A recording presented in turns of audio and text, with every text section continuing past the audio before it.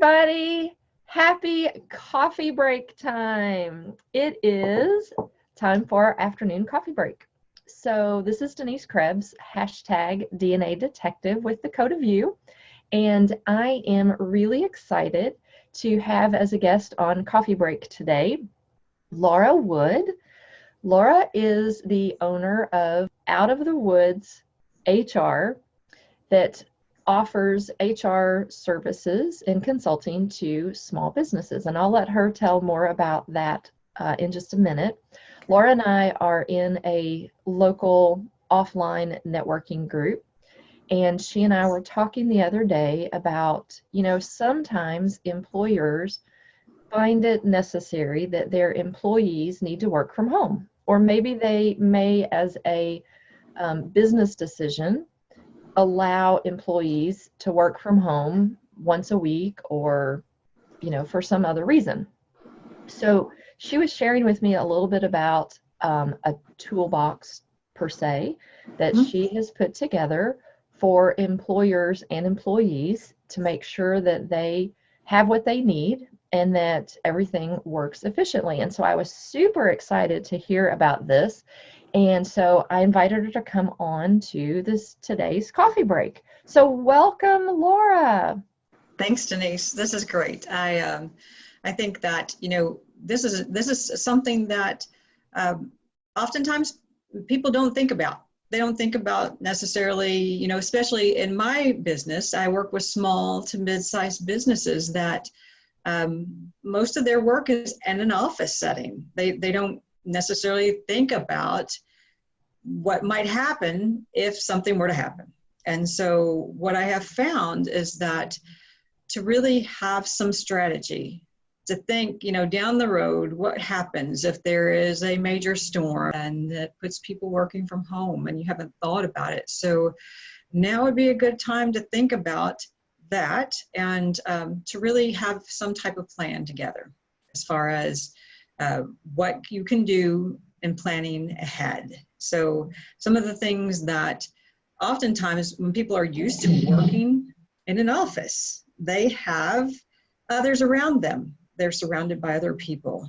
They have that daily coffee chat in the break room or whatnot. So some things that you want to think about is that if it were to come to pass and you have people that were traditionally not working in a at-home setting, that's a really different place to be. And so you want to make sure that when they're working from home, they have all the tools that they need to be able to do that. Because if they don't, then nothing's getting done. And so really that company is not getting their bang for their buck for having people working from home. So you want to be able to have that conversation with your employees. You want to make sure that they know what's going to happen and why, all those questions, the reasons behind. And really get their take on it. Do they have the technology at home? Do they have a computer where they can do things like Zoom meetings from home so that they can be connected with the workplace even when they're away? So that's the first thing I think, is that really you're getting the employees to buy into that concept. Because if they're not buying into it and they are not going to, working from home is not going to work out, then you're going to have made an assumption. So don't make assumptions on what is or what exists now. And then really help them understand that you're going to support them. You're going to provide them with the tools that they need to be able to work from home. Sometimes it's not just providing them with that laptop or whatever the case may be. They're going to need some training.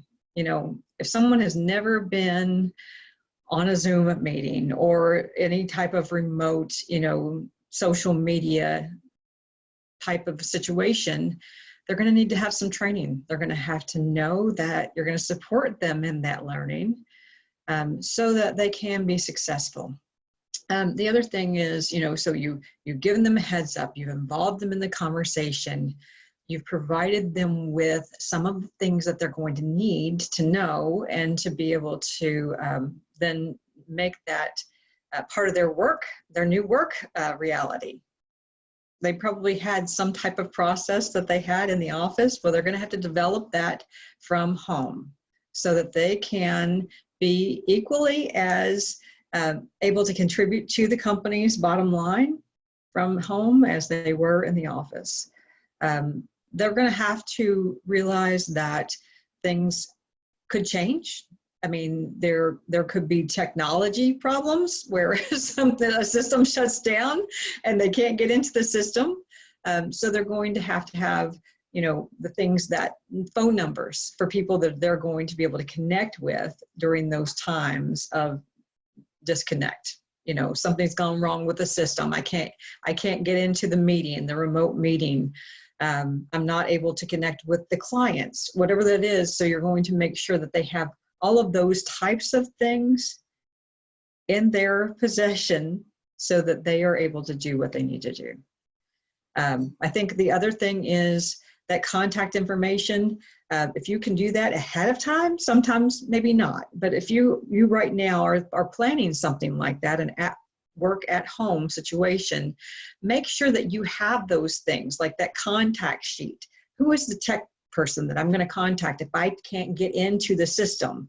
Who are my coworkers that may be having, similar problems, so that I have a contact sheet. So that is something that you want to be able to put together. You want to know the documents, the things, whatever it is within their world that they have been doing. If they have some type of template that they were sending out to clients or to customers, whatever the case may be, because there's so many different employers. One of my clients is a chiropractor office.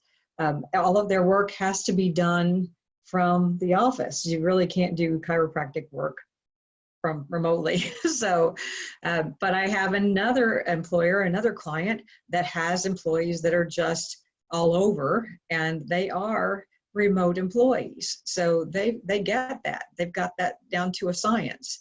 But they have some of the things that they had to think about before they went online, and these are the type of things that they were thinking about. You have task trackers, so the employees know what their role is, the things that they need to be getting done each day. So that's going to be important for you as the employer and for them also, so they don't get off track. People sometimes, when they get into a work from home situation, it's really important that they have a place that they can do that is not in the kitchen when there's dishes that need to be loaded into the dishwasher or something like that. So a place that they have the ability to truly work without distraction. But that task tracker is something that is very easy to put together because you know what it is that they are to accomplish as part of their job. I could go on and on, but these are just some things that you really want to have in place, and hopefully before something happens and then all of a sudden you're having to back up and start from zero, from ground zero. Those are all wonderful reminders. And, as you were going through that, in my brain, I was creating a checklist as an employer. Yes. To make sure that got that. Yeah. And it's really, none of those things are difficult. It's not hard to find some sort of tracker. It's not hard to make sure that you've got a solid, up-to-date contact list of the rest of your employees. It's just a matter of thinking about it, because you're right, we are so accustomed to, if I'm working in a bricks and mortar environment, to think, I have a question about, said project, and so I'm gonna get up and I'm gonna go down the hallway and I'm gonna knock on the door of one of my coworkers and say, hey, do you have a few minutes that we can do this? And it's not impossible to do it with a phone call if I'm not in the office. It's just thinking through to make sure, do I have their phone number to do that? So those are wonderful ideas. Now, Laura also does general HR consulting. And so we've got about 30 or 45 seconds. If you Okay. want to share a little bit about your HR hat, Sure. that, if there's employers out there or HR managers within companies of Yeah. some things that you can support them with. Okay. Well, that's sure. Thanks. And that's really good, because one of the things that I do is to really help employers that in small companies oftentimes don't have an HR department. So there will be someone that may have been assigned. Okay, they look like they have a little bit of extra time, so they'll be the HR person. Just because they're the HR person doesn't mean that they know what they need to know. And they could get stuck really in the weeds, as it were, trying to figure things out that they need to be doing so the company stays in compliance. So you could have your accountant that looked like they had a little extra time after the week that's not payroll week, so they can do the HR stuff. So what my business does is I initially get in and I like to find out what have they been doing, because they could have been doing some right things. So I help them understand where they are right now, and then some things that they could do a little better. They could or completely better. So to make sure that they are in full compliance, I will get into a company if they allow me and do that HR audit to see where they are. And then make some recommendations. And if they're open to it, that generally is a product that I do the HR audit and I do the HR handbook. Oftentimes I find that a company might, when I ask how long ago was that HR handbook created, 10 years, well, that HR handbook is probably not worth the paper that it is printed on. So, because laws change all the time. So I do that as far as the HR audit and the HR handbook. And there are many other things. I can really do some compliance types of things to look and see that you are up to date on all of your legal postings, because there are federal labor law postings that have to be up every year. So the biggest thing to know for employers from my perspective is that there are over 80 federal employment laws. And if a company has one employee, they have to comply with all but probably about 10. So that's a scary thing. But I'm not a scaremonger. I'm not a fear monger. I want to be your helper, and I want to help you get to where you need to be, so that you don't, if you get that knock on the door from somebody is suing you, an employee is suing you, that you have been prepared. You have gotten the right things in place.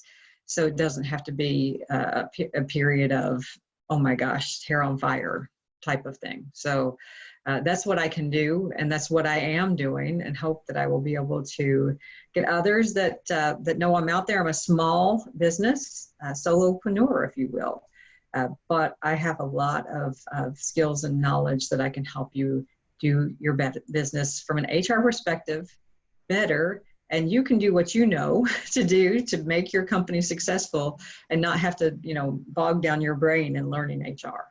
Yep. There's two roles as a entrepreneur that I am more than happy to contract with someone to do, and that's accounting and HR. Yeah. Neither of those are in my top No. 100. I'll even go past top 10 things that I want to do.